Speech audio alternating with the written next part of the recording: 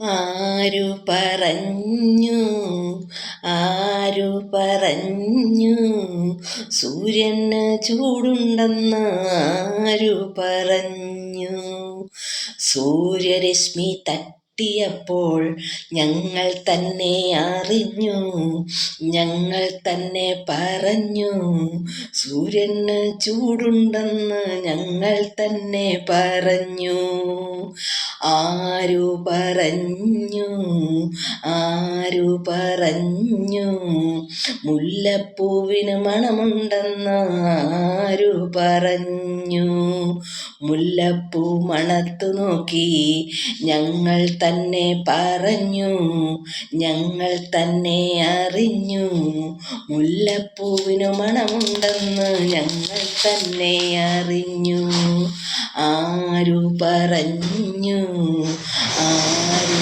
പറഞ്ഞു ആന വലിയൊരു മൃഗമാണെന്നാരു പറഞ്ഞു ആനയെ കണ്ട നേരം ഞങ്ങൾ തന്നെ അറിഞ്ഞു ഞങ്ങൾ തന്നെ പറഞ്ഞു ആന വലിയൊരു മൃഗമാണെന്ന് ഞങ്ങൾ തന്നെ പറഞ്ഞു ആരു പറഞ്ഞു ആരു പറഞ്ഞു കുയിലിൻ നാദം മധുരമെന്നാരു പറഞ്ഞു കുയിലിൻ നാദം കേട്ട നേരം ഞങ്ങൾ തന്നെ അറിഞ്ഞു ഞങ്ങൾ തന്നെ പറഞ്ഞു കുയിലിൻ നാദം മധുരമെന്ന് ഞങ്ങൾ തന്നെ പറഞ്ഞു ആരു പറഞ്ഞു ആരു പറഞ്ഞു തേനിന്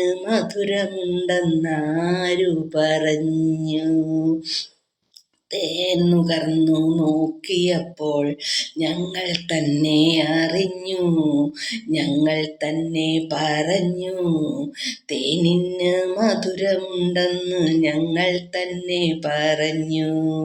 ഈ പാട്ട് കുഞ്ഞുങ്ങൾക്ക് പറഞ്ഞു കൊടുക്കണം. എന്താണ് കാണുന്നത്, മണക്കുന്നത്, രുചിക്കുന്നത്, ഇതൊക്കെ കുഞ്ഞുങ്ങൾക്ക് മനസ്സിലാക്കി കൊടുക്കുന്ന ഒരു പാട്ടാണ്.